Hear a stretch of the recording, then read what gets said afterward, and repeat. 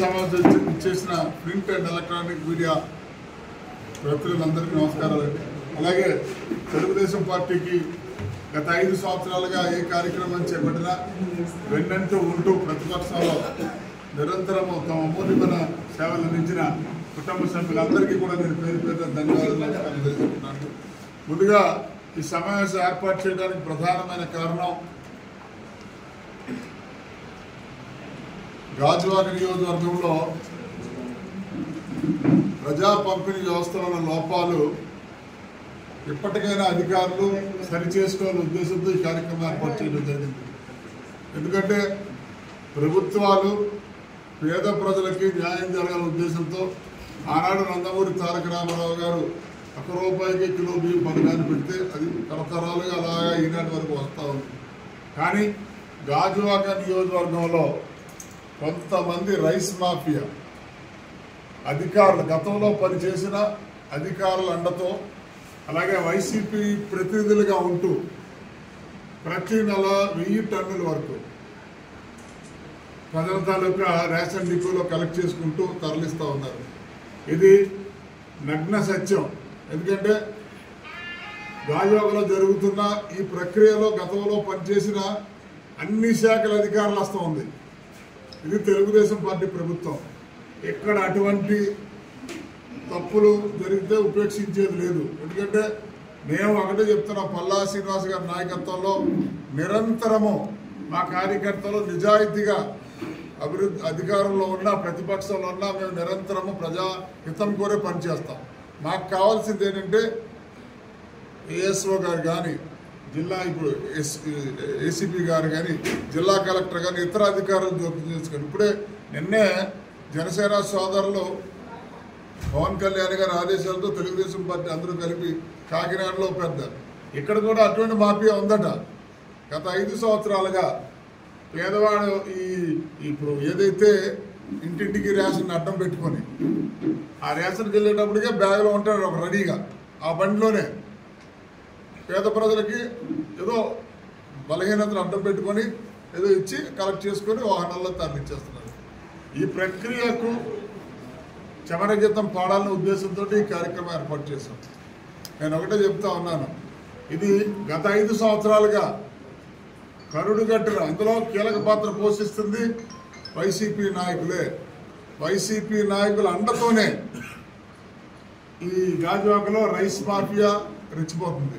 మేము అడుగుతా ఉన్నాం, ఈ ప్రభుత్వము ఎన్నో కష్టాలు పడి జగన్మోహన్ రెడ్డి రాష్ట్రానికి తీవ్రమైన అన్యాయం చేశాడు, ఆర్థిక సంక్షోభం నెట్టేశాడు, పప్పు బేలాలు పెంచు రాష్ట్ర సంపదను దుర్వినియోగపరిచి ఖజానా ఖాళీకి ఇచ్చాడు. ఆ పరిస్థితుల్లో కూటమి ప్రభుత్వం మాన్యశ్రీ నారా చంద్రబాబు నాయుడు గారు, పవన్ కళ్యాణ్ గారు, బీజేపీ పెద్దల సహకారంతో ప్రభుత్వం నడుస్తున్నా ఈరోజు విద్యునైన ప్రజలందరికీ వాస్తవాలు తెలుసు. కేవలం ఆ కూటమి మీద నమ్మకం పెట్టుకునే ఈరోజు ప్రజలు అవకాశం కల్పించారు.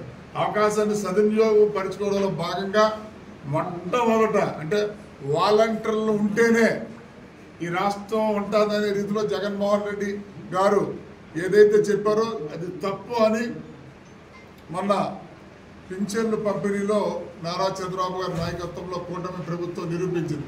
దాంట్లో తెలుగుదేశం పార్టీ రాష్ట్ర అధ్యక్షుడు పల్లా శ్రీనివాస్ గారి నాయకత్వంలో రాష్ట్రంలో ఉన్న తెలుగుదేశం పార్టీ కుటుంబ సభ్యులే కాకుండా కూటమి కుటుంబ సభ్యులు కూడా పాల్గొని అధికారులకు సహకారం అందించు విజయవంతంగా ఒక్క రోజులోనే పూర్తి చేసి ఈ రాష్ట్రానికి వాలంటీర్లు ఉంటేనే జరగదు, ప్రభుత్వం సంకల్పం ఉంటే తప్పకుండా జరుగుతుంది నిరూపించారు.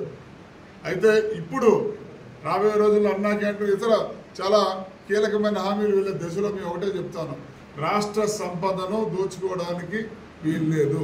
మేము నిజాయితీగానే ఉంటాం. ఒకవేళ మీరు కూడా అడగొచ్చు, మీరేమైనా తప్పు చేసి ఇదే రీతిలో మీరు ఎండగట్టండి.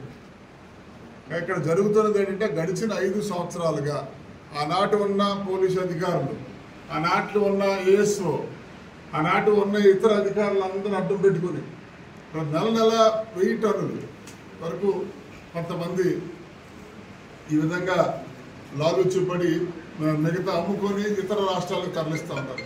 దీన్ని అడ్డుకోవాలని లక్ష్యంతో మొదటిగా ఈ సమావేశం ఏర్పాటు చేసి ఇప్పుడే నేను అడుగుతాను, మేము ఏదైనా ఉన్నా మాకేం మొహమాటం లేదు. అధికారులు చేసే ప్రతి పనికి మేము సహకరిస్తాం. అధికారులు కూడా గతంలో ప్రభుత్వంలో పనిచేసేట్లు కాకుండా ట్రాన్స్పరెన్సీగా పారదర్శిగా పనిచేసి ప్రజలకు వచ్చే సంక్షేమ ఆర్థిక అభివృద్ధి కార్యక్రమాల్లో మేమైనా మా మీద కూడా చర్యలు తీసుకోవచ్చు అడ్డుకుంటే. కానీ నిజాయితీగా పనిచేయాలి. పల్లా శ్రీనివాస్ గారి నాయకత్వంలో ఆంధ్రప్రదేశ్లో తెలుగుదేశం పార్టీకి సరికొత్త జవసత్యాలు మరి ఇప్పుడు రావాలనే ఉద్దేశంతో గాజువాక నియోజకవర్గంలో ఈ రేషన్ మాఫియాకి ఉక్కుపాదం మోపాలనే ఉద్దేశంతో ఈ కార్యక్రమం ఏర్పాటు చేశాం. ప్రభుత్వంలో ఎవరైతే ఉన్నారో వీళ్ళు బియ్యం మాఫియా వాళ్ళు ఎవరైతే వాళ్ళకి సపోర్ట్ చేయలేదు వాళ్ళ లైసెన్స్లు కూడా క్యాన్సిల్ చేసి వాళ్ళ ప్రభుత్వానికి ఎవరైతే సపోర్ట్ చేస్తారో ఒక్కొక్కరికి 4 షాపులు ఇచ్చారు.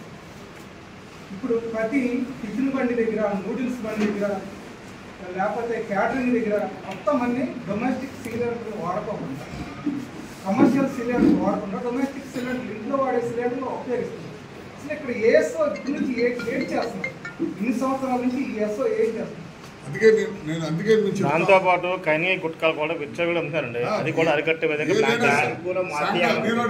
ఏదైనా సంఘ వ్యతిరేక శక్తులు అంటే అది కైనీ అవ్వచ్చు, గుట్క అవ్వచ్చు, లేదా బెల్ట్ షాపులు అవ్వచ్చు, ఏదైనా దానిపైన ఉక్కుపాదం మోపాల్సిన బాధ్యత ఉంది. నేనేమంటానంటే కొంతమంది అధికారులకు కూడా చాలా మంది గ్రహించాను. గాజువాక ఎంఆర్ఓ మండల ఆఫీసులో కానీ ఇతర ఆఫీసుల్లో ఇంకా వైసీపీ వాసన పోలేదు.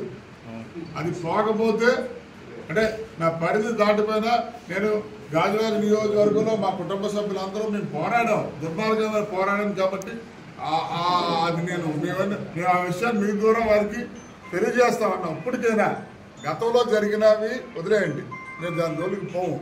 అంటే అన్యాయం అక్రమాలపైన ఉక్కుపాదం మోపండి. అలాగే కార్పొరేటర్లు, వైసీపీ కార్పొరేటర్లు నా చరిత్రలో ఎప్పుడు చూడలేదు. చాలా మందిని అడిగి 5 దేశాలు గెలిచిన